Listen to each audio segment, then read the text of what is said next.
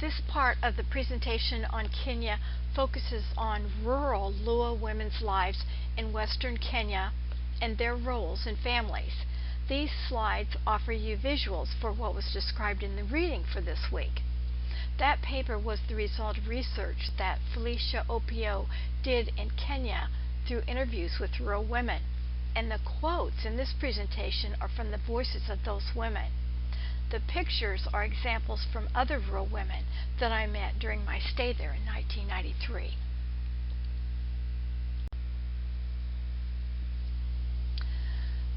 Rural Kenyan Luo women basically have three roles. They are homemakers, they're farmers, and they're members of a women's group.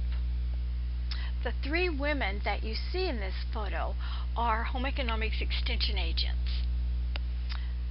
The woman in the middle is Rhoda Morogo, whose children you saw earlier with me, and the two women on either side of her are women who work with her in other parts of the Rift Valley.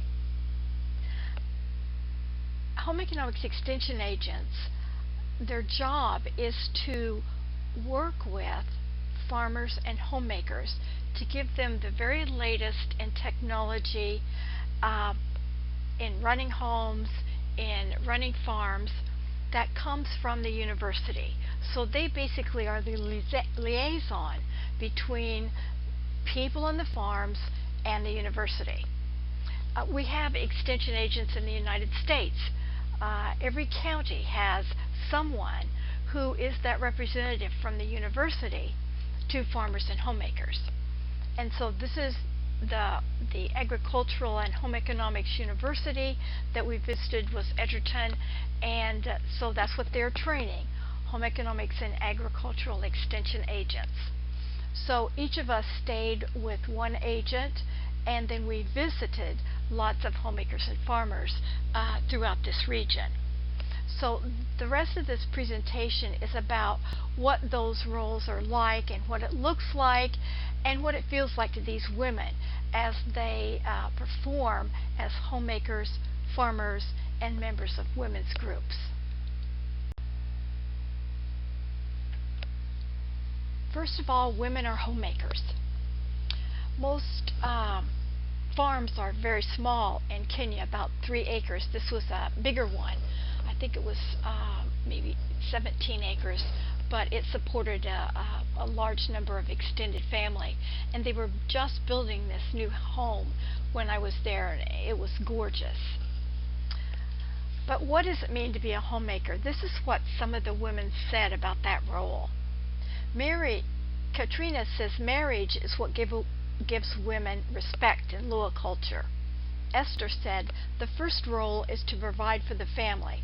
You see, I work mainly to provide for the family. So when I get money, I'm able to buy food for the family, buy clothes, and other things. Martha said, after you get married, you seek ways that you can enable yourself to survive. All these things require that you work hard. Florence said, if people see a man doing woman's work for Luo, it is shameful. Veronica agreed. Men are not supposed to sit by the stove and cook because it would not look right if they did. The women will not even let them do that because it is a woman's job and people will talk about it. I would not feel comfortable with him in the kitchen because he is not supposed to cook. Ada said this work is not suitable for a man to do because it would be embarrassing if people from the community saw him perform these tasks. So you can see the gender roles were very rigid. Women cooked, provided for family, and men could not be seen doing that. In this photo you see some Kenyan homes in the background, which is mostly what you saw when you're traveling through the country. In the mornings, women arise early. They have to prepare breakfast, get their kids off to where they need to be. They may perhaps work at the farm, and then eventually they have to go to the market. One woman said, after I wash the dishes, I go to the market to purchase food, which is a distance from here. Preparing a meal takes about 3 or 4 hours because everything is done manually. But you can see that there are a lot of fresh fruits and vegetables available to women. What you see: bananas, potatoes, avocados, lemons, oranges, limes, all sorts of tomatoes, all sorts of vegetables and fruits are available. But the women have to walk to get to the market to get them. Here is another picture of a market that is somewhat covered. It's probably in a larger area, but you can see their food is readily available if you can get there and buy it. I would make a note of the man in the right corner of this slide. I saw men in dark suits and white shirts all over Kenya. Even out in the country at a crossroads, you might see men there talking. And so we'll talk later about what it is that men do. Here you see a picture of a member of the extended family, an older woman. She is grinding something, and the young child is there with her. The cultural norms regarding gender roles and the gender division of labor were a constant pressure from for these little women. It was taboo to ignore the gender roles for fear of ridicule from the rest of the community. Suzanne said, "A woman's job is collecting water, grinding flour, fetching firewood, preparing food, taking care of children, washing clothes, and sweeping the floor." But women are also farmers as well as homemakers. Agriculture is the largest contributor to Kenya's economy, and the small farms, usually 3 to 5 acres, are operated mostly by women. So it's the women who are the core of Kenya's agriculture. This woman is standing in sort of the pathway into her farm, which was about 3 acres. She says, on being a farmer, "I am able to work on the farm by myself. My family and I do not have to go hungry. When I have a good yield from my crops, I sell the food products in the market, and I am able to buy some of the basic needs for my family. I have always done farm work in my life, and I enjoy doing it." Another view of her farm, she continues, "I spend between 2.5 to 3 hours per day on my farm. I spend more hours on the weekends because I get some assistance from my children. The crops I plant on my farm include cotton, finger millet, maize, beans, groundnuts, which is peanuts, sweet potatoes, and cassava. Cassava is available all year round, but the rest of the crops are seasonal.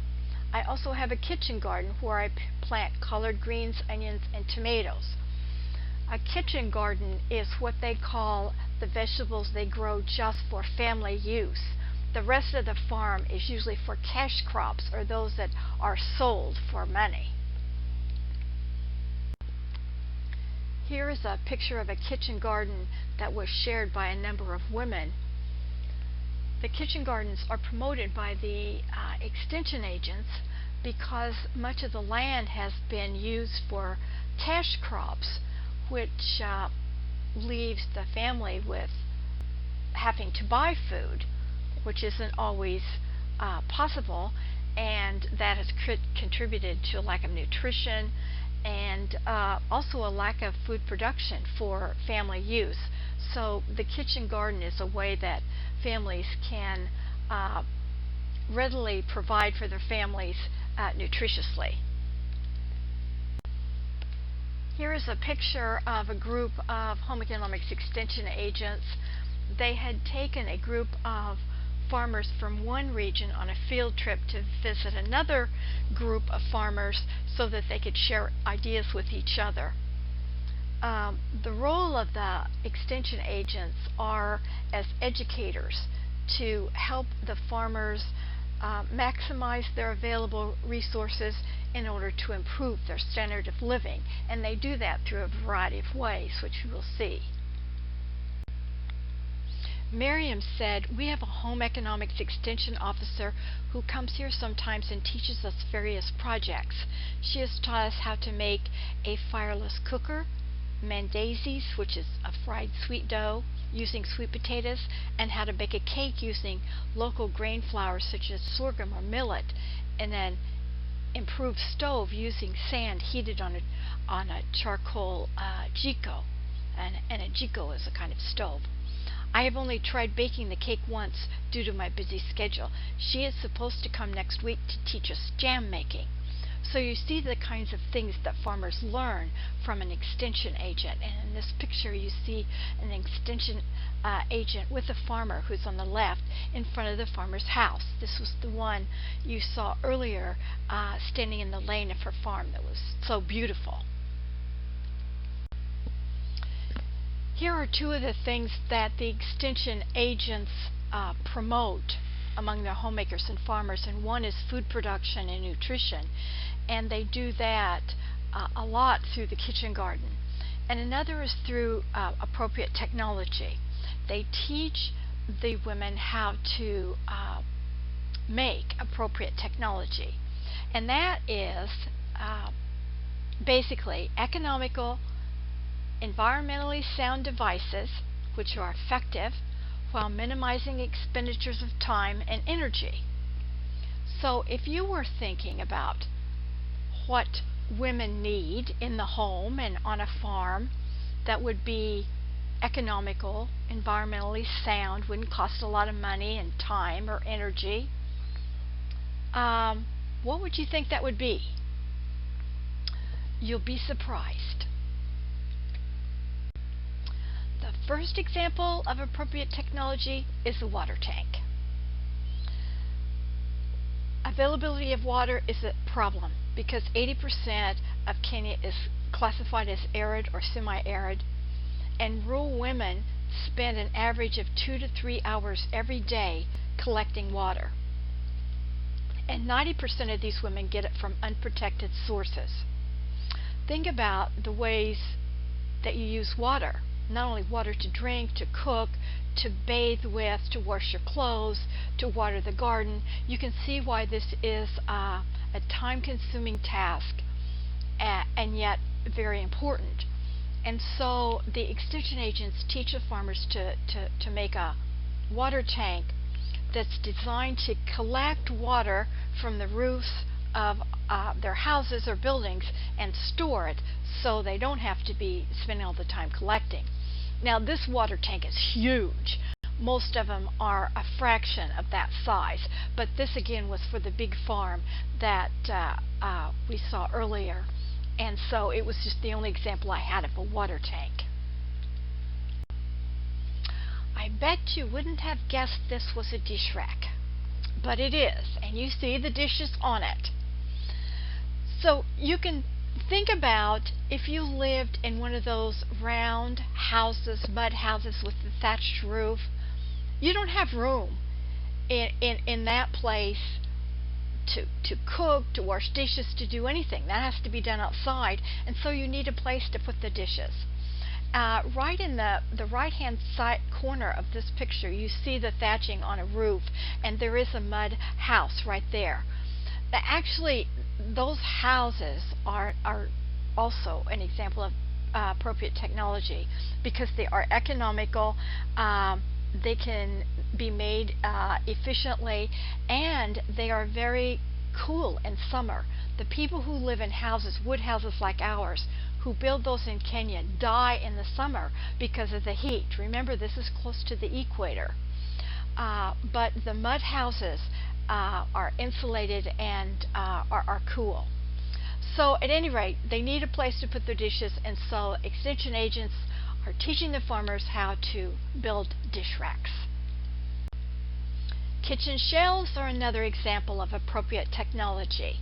This is in Rhoda's house, the family where I stayed. The young man on the far left is Gerald, and then you see Gladys is next, and then me, and then Nancy, and then behind us is Christine. And on the shelves you see, well, there is a pot on the right that you could plug into heat water, a pineapple, there's a stool. Behind Christine, and on the top shelf, I think there's honey and sugar, and there's some cans of margarine, and maybe some flour, I believe.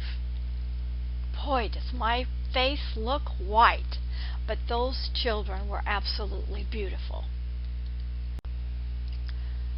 Many rural Kenyan women cook on 3 stones. They just place 3 stones and put the pot on top of them and the wood under it, which is energy inefficient and unsafe. So in this picture, you see Rhoda is cooking on charcoal in her home, which is more energy efficient, but you can see it's still relatively unsafe, both in terms of potential fire and also health. You can see how the walls have been stained. At the very bottom left of the picture, you can kind of see a pot in which she has a charcoal, and then there's a couple of wires that she has put the pot on, like you would be cooking on a charcoal grill. And she is doing this stooped down or bent over. I think, again, she is cooking ugali, which gets very stiff. I don't know how she did that in that pan on the charcoal. In years past, I had a student one time who asked me, why does Rhoda have to cook on charcoal when they have a television set? And I said, I don't know, except that women cook and men make decisions about how to spend money. So one of the appropriate technologies that extension agents are teaching are how to make what they call an improved stove. Now this is actually 2, because you see 2 pots sitting there. I so wish this photo was of a better quality so you could see it better. But you see the 2 pots are sitting on something. And what they're sitting on is what they call a Jiko liner. Jiko means stove. So there is this clay liner that is fired, and then around that is built a stove of sticks or of mud and water and other stuff that can be mashed together to make something solid. And then there is just one small hole through which you put the wood, which means that the heat doesn't have a lot of space to come out of, and so heats more efficiently. In the next picture, very few farms had biogas, but this was one of the larger farms. The gentleman who's leaning down is pulling grass and straw out of the animal waste that they have collected from cows that they have. That goes through the ground and into the tank-like object on the left of the picture. And the gas from the manure, the waste, then comes out the hose that is on the top, and that hose can be used then burned for a light or to cook with or a number of things. Like I say, not many homes have the number of animals that would be required to do this kind of thing, but this farm had, as you see, a number of cows, and so they could use the biogas in that, or use the waste in that way for biogas. The disadvantage of the biogas, of course, is that manure is a good fertilizer, and so if it's burned, it's not used that way. Okay, here you see a list of appropriate technology projects that were done in the Rift Valley in 1992.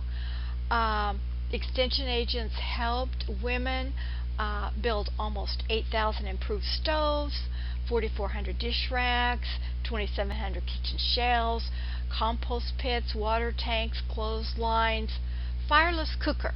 A fireless cooker is something like a basket that is insulated, that you can put a pan in which food have been partially cooked, and then it will continue cooking. So that was part of their responsibilities, to help women make these kinds of appropriate technology devices to improve their lives. Women's groups have characterized African societies for generations, and their contributions to women and families are well documented. In Kenya, women's organizations not only assist the women with critical resources to aid their families, but they also create solidarity among the women and serve as an avenue of resistance to women's subordinate economic, political, and social position. In Kenya, while we were there, we spoke with, as I pointed out earlier, the Minister of Education, the Minister of Agriculture, and both of these people said, if you want something done, you give women a little bit of money and they will do it. And it certainly seems to be the case that in Kenya, women are doing the work. And again, as they say, they help each other this way, and they also form solidarity, as you will see from the reading for this week. One of the things that the women's groups do is engage in income generating activities. That is, they make things or produce things or do things that will help them make money for families within the group. And in this photo, you see a little kiosk, which is out in the country, where people could come to buy things, ordinary things like oil or flour, and not have to walk so far into town. Josephine said, I have many children, and the income my husband was earning was not enough. I wanted to give my children a better life. And Marion said, nowadays you cannot put the responsibility of taking care of the family on one person. Life is becoming more and more difficult, and you have to look out for a way to survive. If you do not have a job, you cannot just expect your husband to provide everything, because he won't. And as you saw from the readings as well, women are responsible for children's education, so they have to have some money to provide clothes and enough money for books to send their children to school.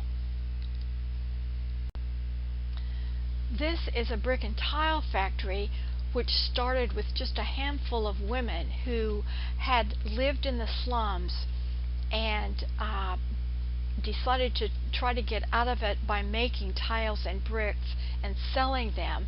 And they continued doing this for so long that they had a pretty good factory, and were building houses not only for all of the members of the group, but for people outside the group.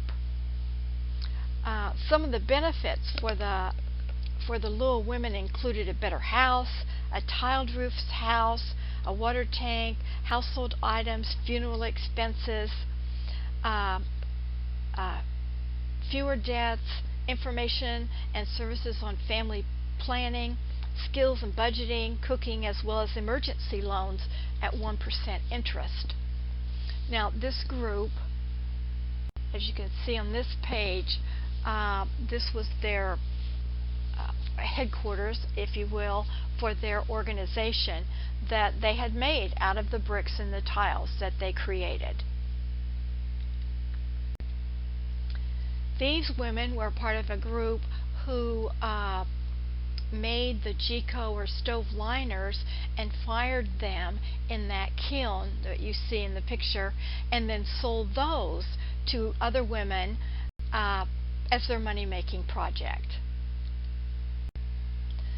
This group of women were given seedlings from a charity organization, which they planted and grew up to a certain height, and then sold those as an income-generating project.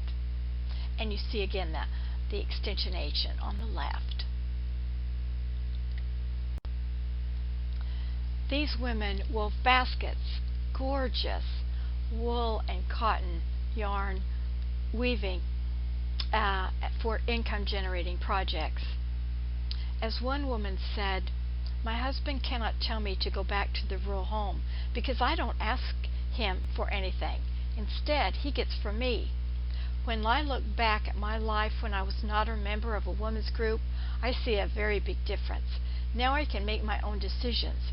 I don't have to depend on anyone, and it is a good feeling."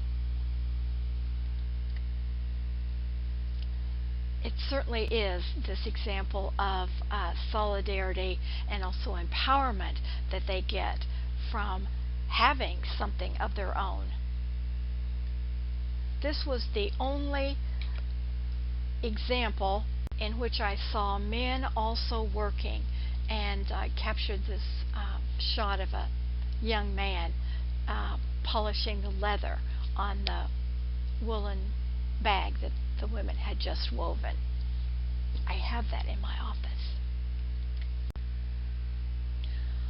Although the Lua women in this research varied as individuals, their shared culture as members of the Lua lineage and community and their shared experiences as women produce common themes that cut across their roles as homemakers, farmers, and members of women's groups. Patriarchy influenced most aspects of their lives and formed a base for the converging and contrasting themes of conformity and struggle. Patriarchy basically means the domination of men. Conformity to cultural norms appeared necessary in order to achieve a good name.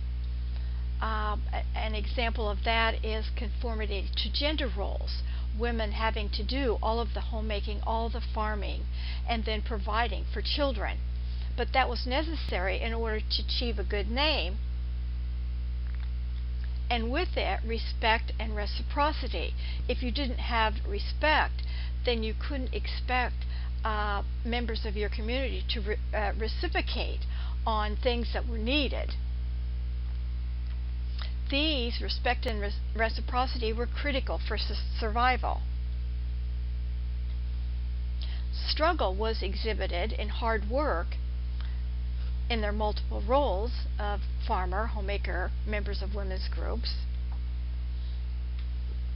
and also resulted from conflict between the traditional and emerging beliefs.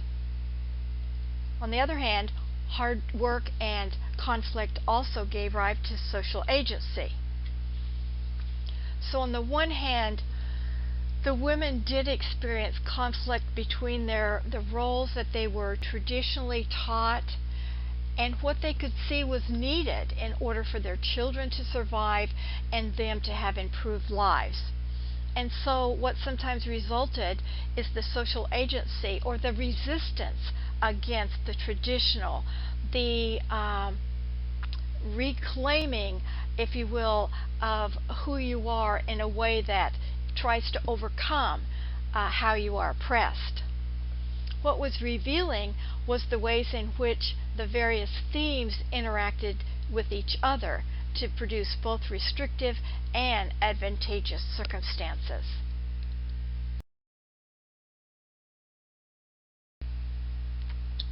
The intertwined and overlapping themes depicted the interdependence and multiplicity in these rural Lua Kenyan women's lives and explains how their lives work for them as they maintain their traditions in a changing world. Their lives were extremely interdependent. That is the culture that they lived in. Members of their communities affected their lives directly. Therefore, they were accountable to one another. The women did things that they were supposed to do or didn't do things they were not supposed to do to avoid having a negative reputation, which would have denied them support from the community. The struggles the women faced also emerged from interdependence having been based on a patriarchal system. The Lua community depended upon women's productive and reproductive labor. Therefore, the women had to endure the hard work and the conflicts they experienced between their traditional beliefs and the emerging from the outside. Rural Kenyan women live multiple roles, and multiple reflects not only the simultaneous roles they play, but also the interconnected relationship among them.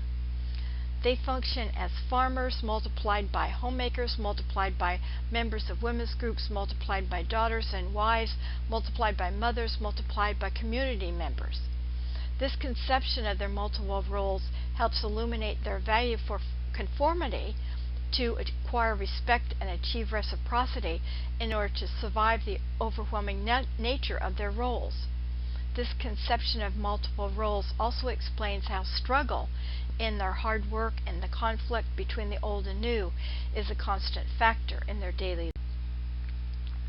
These rural Luo women didn't merely endure their roles, however, as their lives illustrated. They showed remarkable agency in influencing their environment to improve the lives of their families. In an increasingly smaller, faster-paced, and ever-changing world, their lives reveal the dilemmas facing women everywhere in providing for families, balancing multiple roles, and navigating tradition and emerging beliefs. In response to these issues, these women also demonstrated the social agency necessary for determining new ways of being and the value of interdependence in community living. What do men do? Well, there you have it. But in fairness to them, if the culture dictates that women are homemakers and women are farmers, what are men to do in rural areas? In Kenya, they're hard-pressed to find employment or other activities that will help provide for families. And so this is what you saw a lot. But I will leave you with the Kenyan children and their bright, happy faces. This photo is the last time that I saw Gladys and Nancy, and I cried when I left. And here is another Kenyan young man overlooking Lake Victoria.